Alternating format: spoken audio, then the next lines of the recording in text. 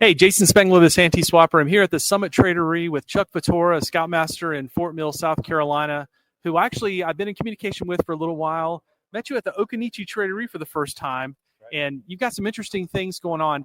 The reason why I wanted to film this and kind of get this is I think that any Scoutmaster or person who's involved with a troop could plant some of the same seeds that Chuck has done with his troop to kind of lead scouts towards the opportunity to become interested in scouting memorabilia and trading patches. So why don't we just kind of go back to the Okinichi Trade-O-Ree and let you kind of first introduce yourself a little bit more, maybe your background in scouting, but then take us to the Okinichi Trade-O-Ree and how this got started. Sure, thanks. So Chuck Fetora, I'm the Scoutmaster of Troop 219, Fort Mill, South Carolina. And I was previously in the military for 22 years, and I retired, and we threw a dart at America. It landed in Charlotte, and I was aligned with a nice pack and troop in Fort Mill. And so I became Scoutmaster, and I had caught the patch trading bug at 2023 Jamboree. That'll do it. So my son and I, who's a 14-year-old Eagle Scout, we've now been able to bond over patch trading. And so we go on a camp out every year to Camp Durant. So we call that the August Chill Out Camp Out. So this enables the scouts right after school starts to go to a camp out.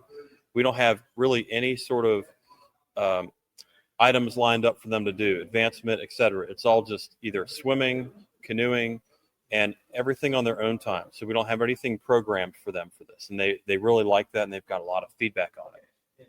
We've gone to Camp Durant several times, and we booked Camp Durant not knowing that there was also going to be a Trade-O-Ree at Okinichi at the same time. So when I found this out, I brought this to the PLC and let them know, hey, we have a Trade-O-Ree at the same time. Would you like to incorporate that into the camp out? And they said yes. So then that's when I communicated with you, and I said, hey, can we get some kind of patches?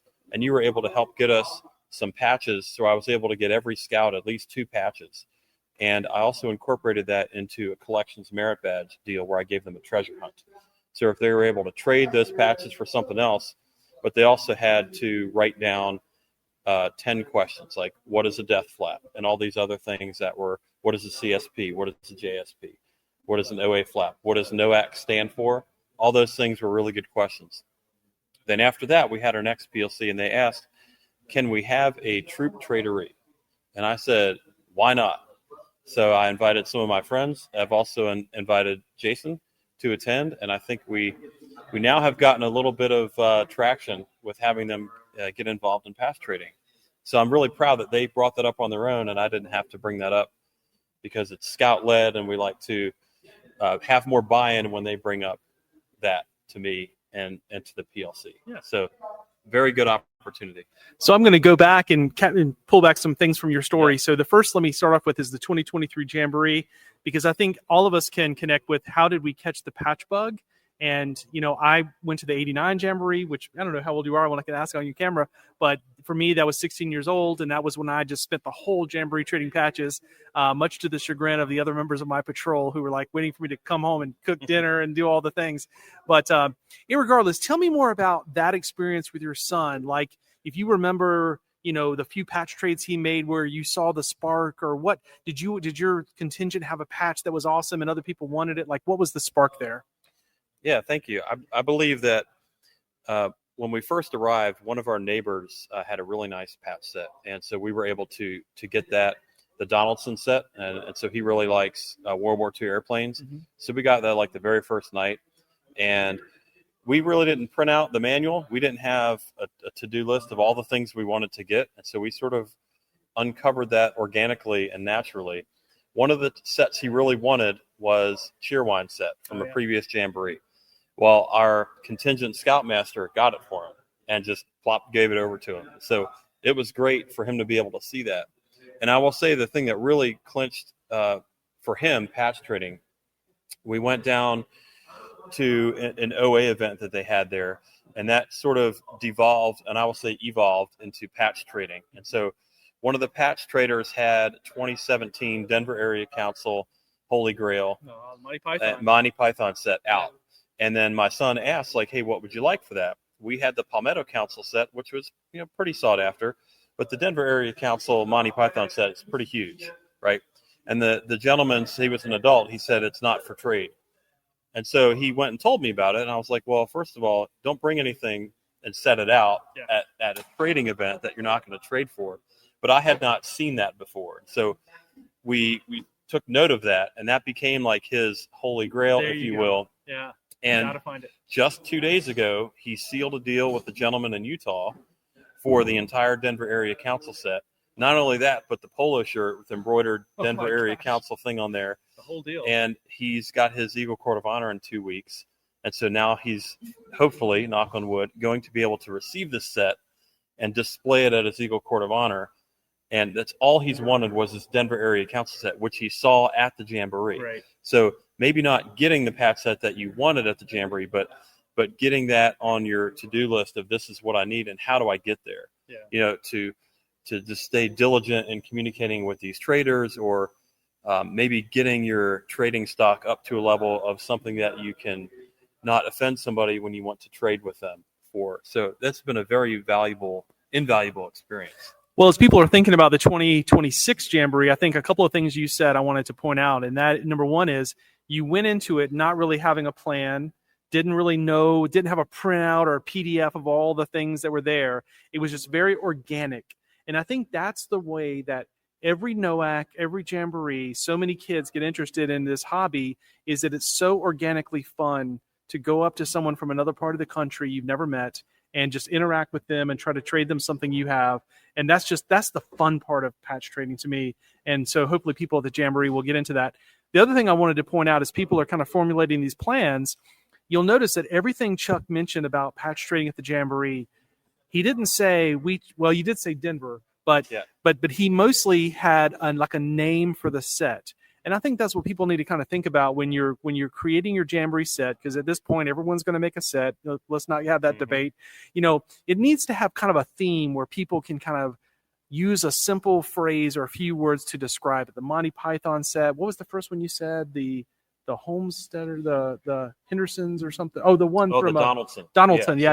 You'll say Donaldson, or like for us would be like either the Reaper set. So the Grim Reaper. For ours was like the center patch. So or Cheerwine. Cheerwine, hot sauce, hot chicken. Yeah, hot chicken. And if you just say Dan Beard, they'll know it's going to be the Dan Beard Council set, or any of those hot ones. You're right. You need to have a theme about which one it is. I just to kind of brag on myself a little bit. In 2023, I helped and I engaged in a graphic artist to design the set for Indian Waters Council, and ours was the one that had all the planes and fighter planes and stuff. It was like South Carolina has a lot of military bases, and so we honored all the military bases in South Carolina, but we also had some sort of a helicopter or plane featured anyways. So it had like a theme to it. It kind of made sense, and it was a tie back to us. So I just think that's important versus people kind of just randomly putting together a lot of stuff. You got to have something that works. But you got to have a tie-in, ideally, in your council, like Garfield. So the artist of Garfield is in the council for Sagamore, and they have a Garfield theme. So I think that's pretty cool to try to incorporate something in your council that is part of that. And let's fast forward now. So getting back to your troop event that's coming up. So, I love that it was organically youth-led. They made the decision to do this. When you say that we're going to have a troop Trade-O-Ree, I want you to go down and tell us exactly what do you mean by that? What's the structure of that? Because it's not like you're going to come to a place with a hotel conference room and all that like we are here. Tell us how you think, or how the PLC thinks that's going to actually work. So thank you. I've brought it up with the PLC, and we have a parish center, which is a large open area. Usually it has round tables, but we have up to I think a dozen rectangular tables. And so the way I'm going to ask them to set this up is we're going to put Doug Chambers for his pins up against the wall with about 2 or 3 tables. Then we're going to have a U-shaped area of tables that they could go in. And as soon as they walk in the door, they'll be able to see vendors on the left and right and have rectangular tables. And essentially we've combined it not only with a troop Trade-O-Ree, but we call a bring your own game night, but we've called it bring your own scout appropriate game night. So BYOSAG, bring your own scout appropriate game night. Okay. So they could come in and bring their games, and they could patch trade, but then they could also have board games and Dungeons and Dragons, whatever they want to play, and they could set those up on those round tables. So it's really just another one of these. We have about every 2 months a troop event that is really not a lot of programming, and they could just come and have fun. And so ideally with this troop one, it is scout led, and I've asked them to set up their tables. But as an adult, I've invited some friends that also have patches that we could sort of, bring some patches, and they can step away from that by having a binder and maybe some, slightly used plastic pages. Mm-hmm. And I'm even thinking about getting an insert to the front of the binder they can put their name on it. And that way they could walk away from that having a binder with some pages and think maybe, I'd like to fill this up by going to another Trade-O-Ree. Well, we're kind of blessed in the Carolinas. We have multiple Trade-O-Rees that happen in South Carolina, in North Carolina especially has a lot. And so actually bringing the Trade-O-Ree experience to your troop meeting is so interesting to me because, like we said at the Jamboree, the whole fun of it is just trading patches. It's not about, can I get the S1, S2, whatever, variations. Kids don't care about that. As someone told me in our Trade-O-Ree room yesterday, they said they just want to know what animal is on the patch. They don't care what the. I want fish. That's all I want. Yeah.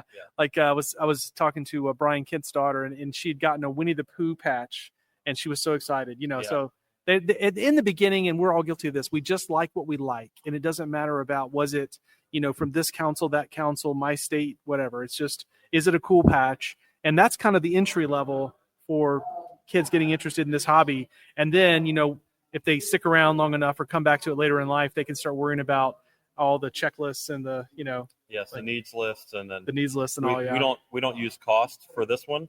So it's really it's actually a Trade-O-Ree. So we're kind of taking on Jambo trading rules where it's only patch for patch or whatever. Mm-hmm. I try not to say like, hey, you need to bring $20, because then the parents are like, okay, now what is the Scoutmaster imposing on our kids?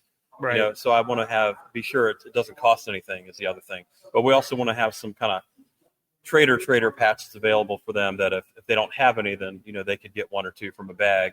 And we all have those that they can have something. At least they walk away from it with one patch. And then hopefully they trade their way up and find something they really like. Yeah, that's great. That's great. And I also love that, the idea of this whole seed got planted, wouldn't you say, at the 2023 Jamboree. I think so, yeah. And so, people could really replicate this without that much effort. Kids come to the 2026 Jamboree. The one thing that happens that I always hate to see is when they go home from the Jamboree, if they caught the bug, I don't know what the analogy would be. They're cured or something, but it just fades away. Within months after the Jamboree, all the stuff they traded for goes into a bag, it goes into a closet, and they sort of lose the interest. But, if they were in the Order of the Arrow, now this is how I got hooked on patches, was every Order of the Arrow event, there was patch trading. It was like a big deal. And so, 4 or 5, 6 times during the year, I had the chance to trade patches, build my collection, and then you have these Jamborees and NOACs. You could just really take it to the next level. So I don't know if at Skyuka Lodge events, is there much patch trading that happens and stuff? There's not a lot, but we do have patch trading. Okay. And it is available. And so at points in time, they will set it up, and it is available. So we have a trading post. Then right next to the trading post, usually we'll see, 4 or 5 areas where there'll be some patch trading. So it can be conducted, and it is encouraged. We really like to do the patch trading there. So I think having something we just called it our first annual Troop Trade-O-Ree. So it's going to be in 2 weeks, and, we're just going to try it. Yeah. So I think you got to try a bunch of things and throw it up against the wall, see if it sticks, and improve on it each year. So make incremental improvements and maybe invite more people. And I think it's just something you got to try and to help them out, get them started. And just to give people an idea, how many active scouts do you all have roughly in your troop? We have about 56 scouts total. Big troop. We'll get about maybe 25 or 30 at each meeting, which is usually really good. And each camp out will get about the same, about 20 to 30, depending on the camp out. So really, it's just all about kind of exposure of the hobby. Mm-hmm. When I went to the Jamboree, I had a bunch of patch sets from my contingent. Again, we didn't print everything out, and we sort of found the sets that are really cool by word of mouth. But sometimes after day 3, some of those sets are gone. So you have to do a lot of research about where is the contingent. One interesting story was my son traded for a Northern Lights Council set, which is amazing. Really pretty. But he had a double JSP. Oh. And so we didn't find that out till later. And that's another lesson learned for everybody. So when you go to trade, set it out, look at it, be sure all the pieces are there, and then you do your handshake.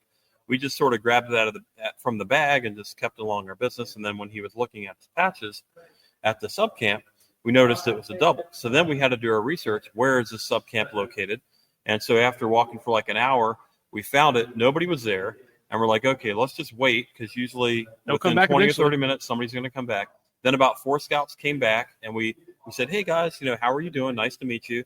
And my son showed them the patch set. He's like, "Hey, no problem." Reached in his backpack, grabbed the other one he needed, did a little switcheroo, because somebody had the opposite of that, where they had the double of that one. And then he got to meet them all. We talked for a few minutes about where you're from. So he had a more personal touch to it, where I don't think that he would have had that with that initial trade. Now you go back to that sub camp. So one of our adult leaders with the contingent, he did all of his research up ahead and knew to his best of his ability where all these sub camps were, and would go ahead of time and make contact, find out where they're at, then take his sons there. And so I think once you're able to go meet them and do that. I did that with the Western New York Council, which is also an aviation-themed one, the Buffalo area. So there was 2 female contingent leaders there. And so my son got to meet them, and we got 2 sets from them, and it was great. So having that personal touch and meeting people from those contingents is really what patch trading is all about. Right. Trading the patch, but also getting to meet people from those areas. Yeah, excellent. Well, Chuck, thank you so much. I think we've kind of planted as much as possible. We've shared the seed of an idea for how a troop, and especially in this case, the youth of the troop in the PLC method, deciding they wanted to do something different, and the Scoutmaster being supportive of it and letting them kind of run with this idea. So I'm going to try to attend, and as we mentioned, bring some free plastic pages and stuff to give away so they can build their binders. And maybe I'll have some pictures I can post later after it's all over. So great. Love it. Yeah. Thanks very much. Yeah. All right. Turn all this off. By 3 recordings we have going. Oh, But we're going to get one of them. At least one of them is going to work.